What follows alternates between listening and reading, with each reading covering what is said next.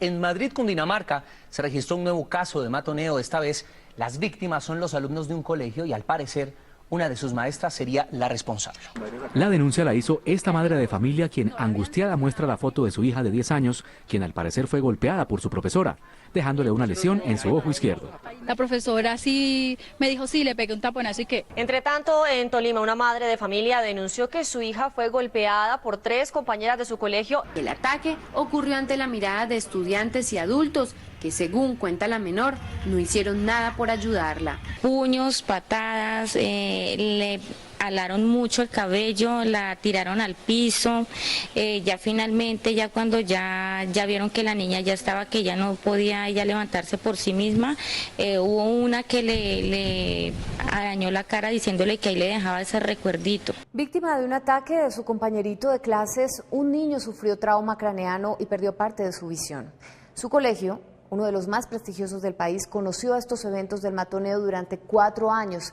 Cuando le pidió al agresor hacer una plana de castigo, su víctima aún estaba hospitalizada. Le dio patadas en la cabeza, cuando ya mi hijo estaba atontado, le dio patadas en la espalda, en las piernas, todo por detrás, lo cogió del pelo y le golpeó la cabeza contra el piso. Samuel dice que tiene miedo de volver al colegio porque habla ya de tener miedo a la muerte. Bueno, el bullying o acoso escolar es una forma de maltrato constante, silencioso, psicológico y físico que puede recibir un niño en un colegio. No se puede dejar pasar la mínima manifestación de violencia en los colegios.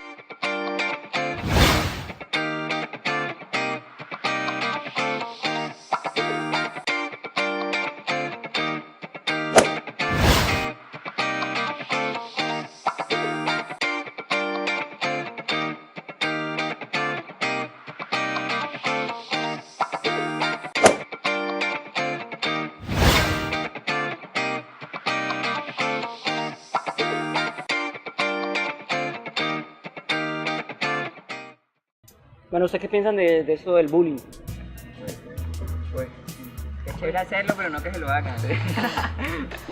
En mi salón por lo de ser gordo y pues también una compañera por tener una pequeña nariz, la molestan mucho por eso. Nosotros, molestamos que no se vaya a cortar porque lo molestamos o eso, y que lo molestamos que el bullying nivel Dios o algo así. Pero es que a uno le gusta hacer. Igual eso pasa, pero pues que no lo molesten, sí, eso es verdad. Lo normal. Yo pienso que eso también a veces es falta de comunicación, por lo menos del hijo con los papás o algo así, o problemas que hay en la casa. Entonces, un primer elemento que tenemos que ver es que en la escuela en estos momentos cohabitan y están formando parte del proceso una serie de modelos pedagógicos y mediaciones pedagógicas que atentan contra el mismo desarrollo y la autonomía del individuo. Por ejemplo, un modelo pedagógico centrado en la transmisión, en donde hay unos roles definidos. Un profesor que enseña porque es el que sabe, que le enseña a unos estudiantes porque ellos son los que no saben. Y además que la gran diferencia es un contenido que en más de una ocasión es un contenido que no tiene una contextualización histórica, no responde a emergencias. Es decir, para el maestro tradicional lo más fácil es seguir haciendo lo que ha hecho durante muchos años, o lo que ha aprendido por tradición. Entonces el enseñar se convierte simplemente en un proceso de reproducción simbólica. Todo el mundo habla de paz, pero nadie educa para la paz. La gente educa para la competencia y la competencia es el principio de cualquier guerra. Y lo que hemos encontrado cuando llegamos a la escuela, en las investigaciones que ha venido realizando el Grupo de Investigación PACA, es que la institución que más desconoce los derechos humanos, la institución que más perenniza, ¿cierto?, las contradicciones, las desigualdades, las asimetrías es la escuela. ¿Cuál es el concepto que tienen los jóvenes y los niños de derechos humanos desde su vivencia, desde su propia realidad, desde el espacio donde ellos viven? ¿Cuál es la lectura que nosotros hacemos de ellos? ¿Qué lectura hace la institución, hace la universidad, hace el Estado, las instituciones formales de la realidad que viven nuestros jóvenes? Incluso hay referentes derivados del mismo Ministerio de Educación Nacional sobre la necesidad de manifestar de que los derechos humanos son un elemento central en la vida de la escuela. Pero ello dista mucho de que se respeten los derechos humanos, se ejerzan los derechos humanos, se preserven los derechos humanos. Y ese es el grave problema que tiene la escuela. ¿Cuál es el contenido de la formación de nuestros jóvenes? El contenido está impuesto, está históricamente impuesto. La vida del niño y del joven no se convierte en contenido y metodología de aprendizaje. Ese contexto nos lleva a que la escuela también sea una reproducción de eso y que las políticas educativas estén encaminadas hacia la estandarización, hacia la evaluación, hacia la competencia, hacia la competitividad, hacia seguir modelos entonces también educativos que no revisan pues ese contexto en el cual estamos nosotros, ¿sí? O sea, nosotros no tenemos un modelo propio, no hemos construido un modelo propio. Y pues ahí sí, remitiéndonos por ejemplo a los latinoamericanos o a Orlando Falsborda, no contamos entonces con una ciencia propia a partir de nuestras características, sino que lo que hacemos es copiar modelos. La escuela, de alguna manera, como han señalado pedagogos críticos importantes, de alguna manera, no siempre, de alguna manera es un reflejo de la sociedad. O sea, lo que pasa en la escuela no es algo ajeno a lo que pasa en la sociedad que la gestó, la creó. Pero eso tampoco significa que todo lo que pasa en la escuela es un automatismo directo de la sociedad. O sea, que afuera está la causa y aquí está el efecto. En la escuela también hay factores que pueden evitar o potenciar la violencia al interior de la escuela. Algunas estructuras curriculares son de por sí violentas. En ese sentido, la escuela de hoy es una escuela que tiene que ser deconstruida para ser reconstruida social, ¿cierto? Política, cultural, ¿cierto? Y en muchos de los procesos, ¿cierto? Una escuela pertinente. ¡Basta! ¡Se quedan sin recreo! Ah, no. No me venga con que tiene problemas en su casa. Los educadores utilizan mucho los derechos humanos como a su acomodo, considero yo, ¿sí? Si de cierta forma ven que tienen problemas de convivencia o algo así, enfatizan en eso, ¿sí? Pudimos ver en la etapa inicial de esta investigación que no es por ausencia de políticas, ¿cierto? O de normatividad que digan que los derechos humanos, ¿cierto? Deben ser regulados y deben ser estimulados por esta institución denominada educación. Hay muchos tipos de prácticas. Uno sigue viendo todavía muchas relaciones autoritarias entre el maestro y el estudiante, por ese mismo enfoque de una pedagogía tradicional, donde todavía hay maestros que se resisten o quieren seguir siendo como los portadores de la verdad y ven allá al niño como un sujeto pasivo que toca llenarlo de información. Hoy por hoy, una de las instituciones más violentadoras de los derechos humanos es la escuela. El hecho de querer uniformizar, el hecho de querer homogenizar, el hecho de que los estudiantes tienen que ser los mismos, ¿cierto? Es un desconocimiento de la diferencia, de la singularidad. Por lo tanto, esa relación, ¿cierto? Derechos humanos, ¿cierto? Y vida escolar es una relación con un vínculo contradictorio, es una relación tensionante, conflictiva, porque podemos saber qué es la honestidad, qué es la transparencia, qué es la diversidad, e incluso apropiarnos de la definición de las mismas, pero no ejercerla. Hay virtudes éticas y dianoéticas. Las virtudes dianoéticas tienen que ver con el conocimiento y son enseñables de manera formal en un currículo, dijo Aristóteles. Yo puedo enseñarle a usted cosas técnicas como esculpir una escultura.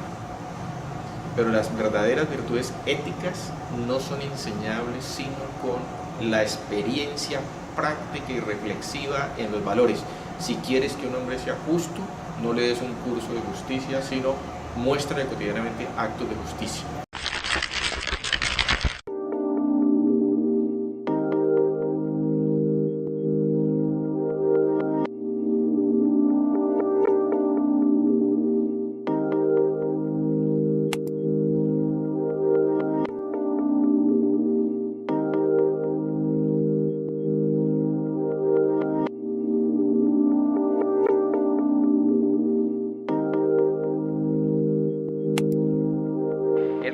Oculto es ese escenario de interacción social que caracteriza y habita la escuela y que no está contemplado en las normas, ni en las resoluciones, ni en el discurso regulativo. Considero que son todas esas manifestaciones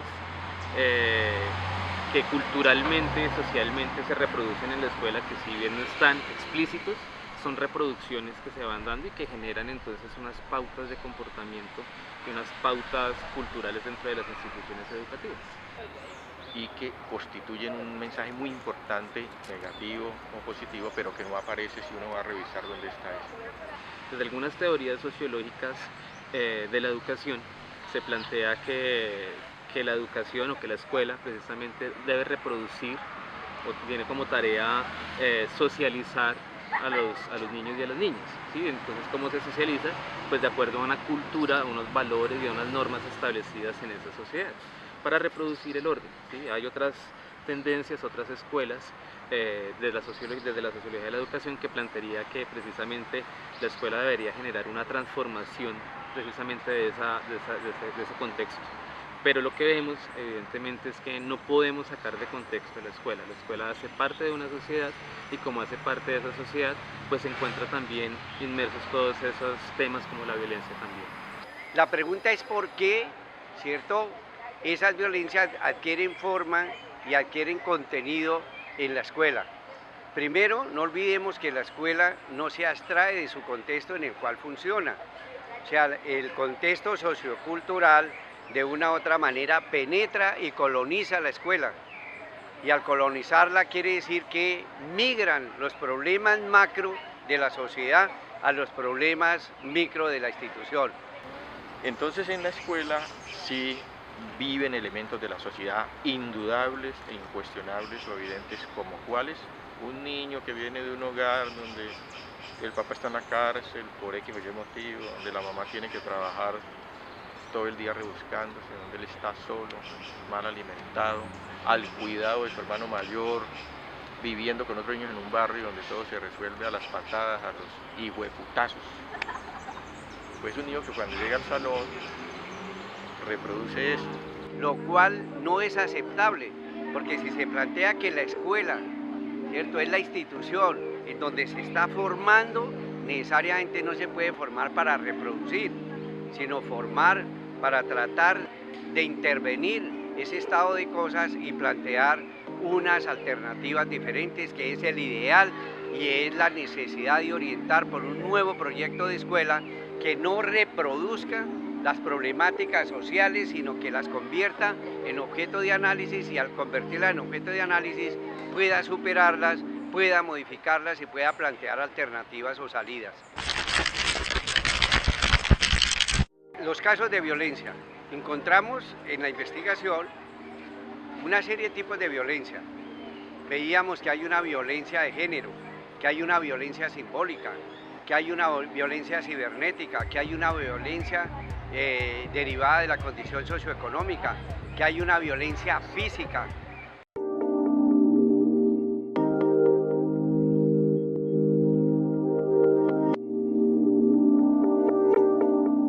Hay que tener en cuenta pues que nuestra educación también es patriarcal, ¿sí? Entonces es una educación vertical donde son unos los que saben y otros son los que aprenden.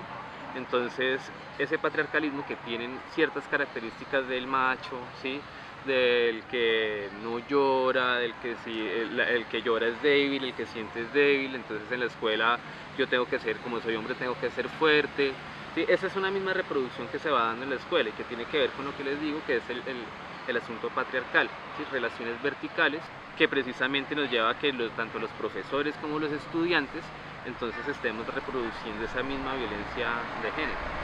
En la escuela es frecuente por parte de algunos profesores y por parte de los niños que si uno de sus compañeros tiene ya un comportamiento que se estima desde la lógica heterosexual dominante como afeminado, pues que se caiga sobre el cuerpo, ¿no? El grupo de investigación PACA considera que la violencia de género son manifestaciones y expresiones de sometimiento, burla, chistes sexistas hacia los hombres y mujeres.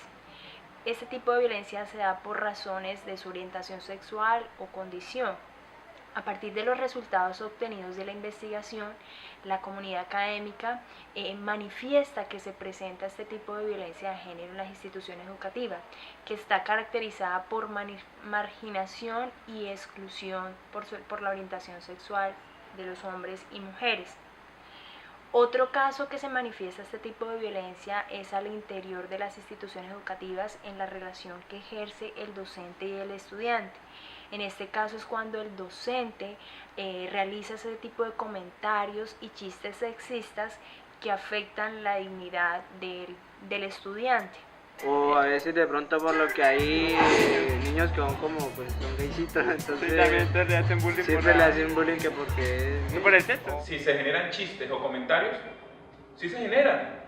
Y todavía nos dan risa, se dan un contachiste llega y se disfraza de homosexual y hace ahí y todo el mundo se ríe. Pero la mayoría, el 50, 70, 80% se ríe.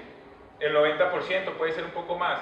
Pero aquellos chicos que tienen, tienen ciertas tendencias, van a agachar la cabeza o van a expresarlo más adelante de forma violenta. O sea, con inconformidad frente a lo que está sucediendo. Eso sucede en las aulas todavía. Con los compañeros sucede, ¿no? Si no, dígale a un niño que está allá, ay, mire la niña, le dicen al otro amigo y él se siente mal. Yo creo que algo que hemos ido como concluyendo es que siempre que vemos a un niño que maltrata verbalmente a la niña es que hay un papá que maltrata a la mamá de ese niño. Entonces sí, hay mucho mensaje directo, mucho mensaje velado acerca de lo que debe y no debe hacer supuestamente el hombre y la mujer. Ese es un problema, eso no es un tema. No es que nos pongamos a hablar de la necesidad de que las mujeres y los hombres tengan los mismos derechos, sino que la pregunta es, si eso se dice, ¿por qué no se cumple?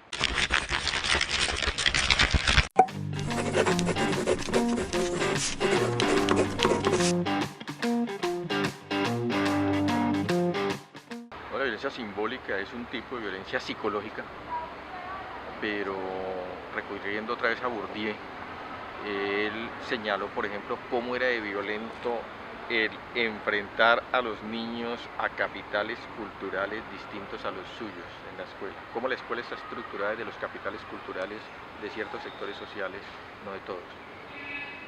Y eso es de lo más velado, simbólicamente es de lo más velado, de lo más gris.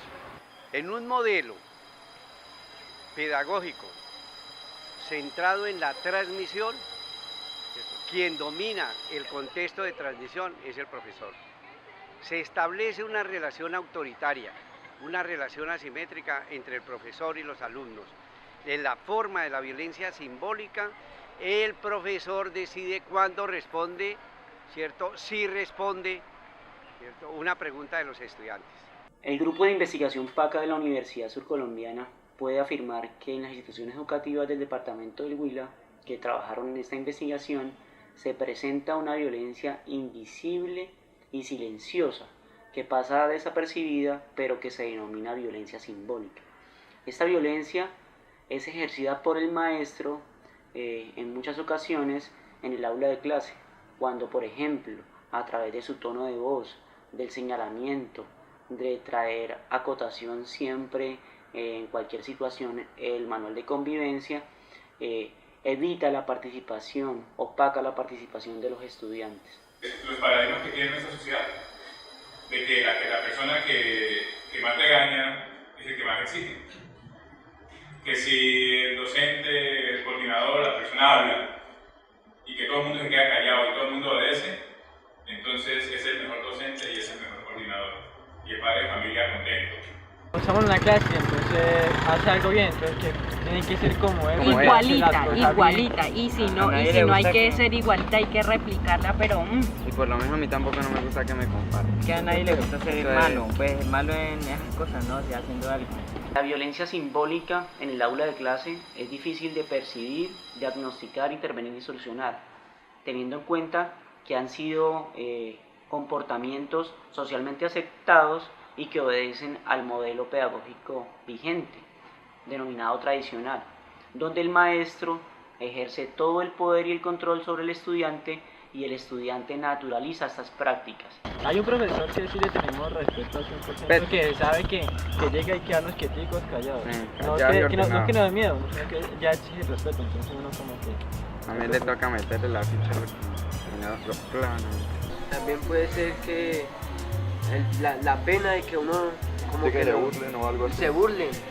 Puede ser eso, que uno va a participar, uno diga algo malo, se burlen, entonces por eso es que a veces uno no sale y no dice nada. Uno opina, uno prefiere quedarse callado, o sea, sentirse así como que se burlen o pasar la pena. Se queda callado. Por último, no se puede dejar de mencionar que también se ejerce violencia simbólica por parte del Ministerio de Educación Nacional cuando impone políticas públicas en materia de educación que están por fuera de los contextos escolares. La escuela es el más importante mecanismo de control social para mantener el status quo, mantener las cosas como son. Y ha llegado a tales refinamientos que nos han metido en una lógica de la reproducción cultural del interés del Estado, que prácticamente nos comportamos como zombies o como borregos de las pretensiones del Estado para fortalecerse y reproducirse.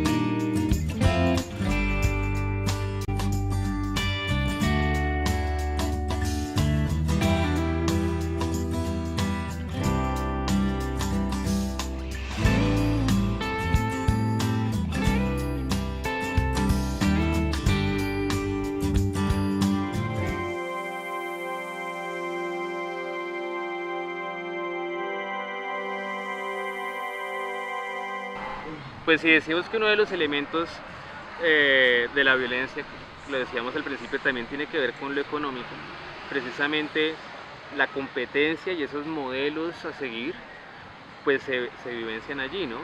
Entonces, pues si no tenemos la misma posibilidad para educarnos, pues estamos en desigualdad y eso va a generar entonces violencia, una violencia que se da a través de lo económico, ¿sí?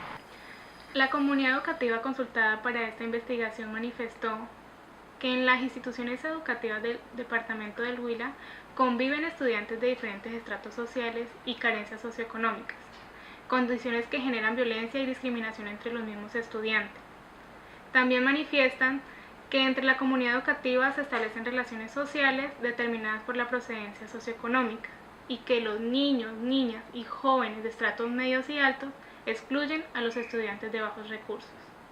Entonces uno mira que realmente la marca de clase que tiene esta población es bien dura. Una marca de clase dada por la discriminación, la desigualdad. No podemos nosotros hablar de una igualdad institucional cuando desde el mismo sistema se está violentando. Entonces, claro, que haya una escuela en Colombia, dos escuelitas, una con todas las condiciones, meriendas, transporte, aire acondicionado, tecnología, red, y una escuelita como las conocemos, donde no hay nada de hacinamiento, inodoros tapados, pues es estar diciendo hay ciudadanos de primera, ciudadanos de segunda, hay educaciones de primera, educaciones de segunda. Hoy por hoy hay instituciones que carecen de una infraestructura, que carecen de planta docente, que carecen de medios, que carecen del respeto y el derecho que debe tener todo colombiano y toda colombiana si estamos hablando de igualdad, si estamos hablando de equidad, que estamos hablando del respeto a los derechos humanos. Entonces, la violencia socioeconómica determina subjetividades. También considera necesario que la escuela se adapte a las necesidades de los estudiantes, orientando la formación al contexto que se vive dentro y fuera de esta, con el propósito de promover la igualdad de oportunidades y alternativas para realizar su proyecto de vida. Esto es marcado en la transformación del currículo, las prácticas pedagógicas y comunicativas y los manuales de convivencia.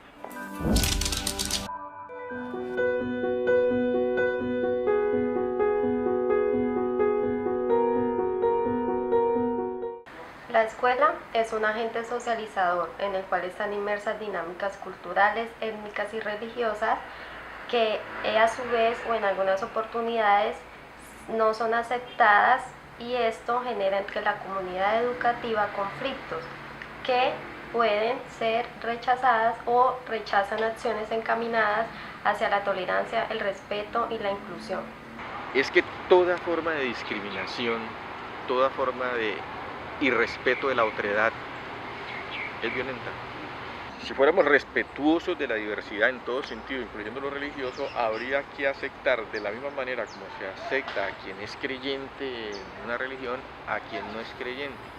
En las instituciones educativas del departamento del Huila se evidencia violencia cultural, étnica y religiosa debido a un modelo social inequitativo, excluyente y homogenizador que coarta la diversidad, la cultura, las tradiciones, las costumbres, la identidad de una comunidad educativa en general.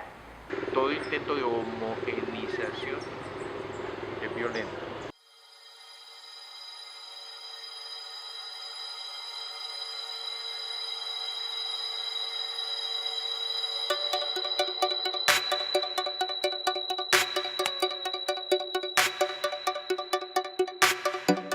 La violencia cibernética es el acoso que se da a través de medios digitales, generalmente de las redes sociales, en la cual hay un espacio en el cual se agrede o se violenta a las personas. Pues hay diferentes autores que mencionan cómo las redes sociales y el internet ha generado pues mayor soledad en los individuos, ¿no? La comunidad educativa considera que los espacios virtuales tienen aspectos positivos, en la medida en que estos pueden ser una oportunidad para que los estudiantes tengan aprendizajes significativos y duraderos, así como el desarrollo de diversas habilidades. Pero ¿cómo enseñarle a nuestro mismo maestro que la red social no es para indilgar, difamar, juzgar a los mismos colegas? En el colegio hay escuelas de padres virtuales. ¿Cómo redireccionar la red social en beneficio de la calidad de la educación? Porque sirve. Sin embargo, aspectos negativos se asocian a las redes sociales porque hay ruptura de las relaciones sociales y esto genera violencia. Podemos decir que en las redes sociales se divulgan datos personales, se publican imágenes y videos que en cierta medida generan un conflicto y esto puede llevar a un tipo de violencia física. Se ve más en las mujeres. Las mujeres suben una foto y una vieja fea, guisa, y siempre van a haber problemas a la salida del colegio. En la investigación desarrollada sobre derechos humanos y currículo oculto, diversas instituciones del departamento del Huila consideran que este tipo de violencia es muy frecuente, en la cual niños, niñas y jóvenes se ven afectados por las diversas formas de violencia que se dan en estos espacios. Entonces las redes sociales empiezan a convertirse fuertemente en un elemento que tenemos que analizar con mayor profundidad y estudiarlo desde la escuela, ¿sí? Y todo lo que tiene que ver con las TIC, porque entonces sabemos que es importante el tema de las TIC porque es otra forma de estar en contacto con los muchachos, es una manera en la que podemos también ejercer o tener elementos de aprendizaje desde las TIC, pero yo creo que nos falta profundizar precisamente en cómo esas redes sociales podemos aprovecharlas mejor. No son las redes solas, o sea, no es el teléfono celular, no es el Face. Es que si los niños viven en familias donde cada día hay menos comunicación, entonces en ese caldo de cultivo de hogares donde se ha ido acabando lo afectivo, lo comunicativo, la compañía, aparece un elemento que propicia, favorece ese aislamiento. Yo creo que las redes y las tecnologías en un ambiente negativo como el de esas familias, pues entonces sí potencia aislamientos y potencia comportamientos de ese estilo, de que me vuelvo macho desde la red insultándola a ella, mandando un mensaje ofensivo allá encerrado en mi cuarto.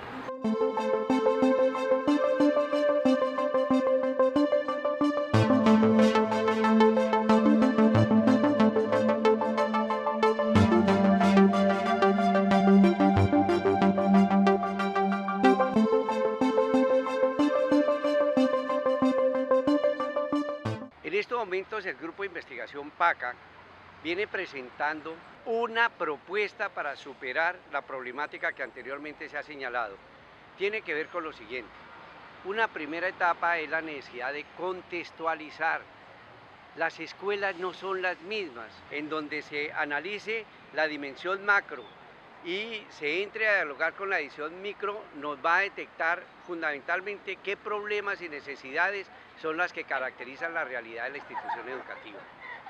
Sobre esas bases de los problemas y de las necesidades, observen, no de los temas, de los problemas y las necesidades, podemos estructurar nuestros propósitos de intervención.